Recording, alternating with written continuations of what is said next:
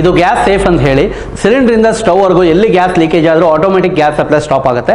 ನಮ್ಮ ಮಾಮೂಲಿ ರೆಗ್ಯುಲೇಟರ್ಗೆ ಈ ಥರ ಫಿಕ್ಸ್ ಮಾಡಿ ಆನ್ ಮಾಡೋದು. ಇದು one time fixing, every time ತೆಗೆಯೋ ಆಗಿರಲ್ಲ. ಇದು ಮಾಮೂಲಿ ರೆಗ್ಯುಲೇಟರ್ ಮನೆಯಲ್ಲಿ ಯಾವ ರೀತಿ ಫಿಕ್ಸ್ ಮಾಡ್ತೀರಾ ಅದೇ ರೀತಿ ಫಿಕ್ಸ್ ಮಾಡಿ ಆನ್ ಮಾಡೋದು. ಈ ಥರ ಆನ್ ಇರುವಾಗ ಮಕ್ಕಳು ಯಾರಾದರೂ ಪೈಪ್ ಎಳಿಬೋದು ಅಥವಾ ಲೂಸಾಗಿ ಏನಾದರೂ ಪೈಪ್ ಈ ರೀತಿ ರಿಮೂವ್ ಆದರೆ ಆಟೋಮೆಟಿಕ್ ಗ್ಯಾಸ್ ಸಪ್ಲೈ ಸ್ಟಾಪ್ ಆಗುತ್ತೆ. ಸರ್ ರಾತ್ರಿ ಹೊತ್ತು ಇಲಿ ಕಚ್ಚಿ ಹೋಲ್ ಆಗ್ಬೋದು ಅಥವಾ ಪೈಪು ತುಂಬ ಹಳೇದಾದ್ರೆ ರಿಂಕಲ್ಸ್ ಆಗುತ್ತೆ. ಈ ಥರ ಆನ್ ಇರುವಾಗ ಏನಾದರೂ ಹೋಲ್ ಆದರೆ ವಿತಿನ್ ಎ ಫ್ರ್ಯಾಕ್ಷನ್ ಆಫ್ ಸೆಕೆಂಡಲ್ಲಿ ಗ್ಯಾಸ್ ಸಪ್ಲೈ ಸ್ಟಾಪ್ ಆಗುತ್ತೆ. ಸಪೋಸ್ ಈ ಥರ ಆನ್ ಇರುತ್ತೆ, ಪೈಪಲ್ಲಿ ಕೆಲವೊಮ್ಮೆ ಸಣ್ಣ ಸಣ್ಣ ರಿಂಕಲ್ಸ್ ಇರುತ್ತೆ, ಬೈ ಚಾನ್ಸ್ ಏನಾದರೂ ಪೈಪ್ಗೆ ಫೈರ್ ಕ್ಯಾಚ್ ಆದರೂ ಇದರಲ್ಲಿ ಬೆಂಕಿ ಒಳಗಡೆ ಹೋಗಲ್ಲ, ಆಕ್ಸಿಡೆಂಟ್ಸ್ ಆಗಲ್ಲ.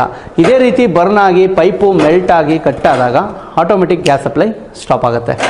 ಈ ಡಿವೈಸ್ಗೆ 3 ಇಯರ್ಸು ಫ್ರೀ ರೀಪ್ಲೇಸ್ಮೆಂಟ್ ಗ್ಯಾರಂಟಿ ಇರುತ್ತೆ, 30 ಇಯರ್ಸು ಪ್ರಾಡಕ್ಟ್ ಲೈಫ್ ಇರುತ್ತೆ, 25 lakhs ಇನ್ಶೂರೆನ್ಸ್ ಕವರೇಜ್ ಇರುತ್ತೆ.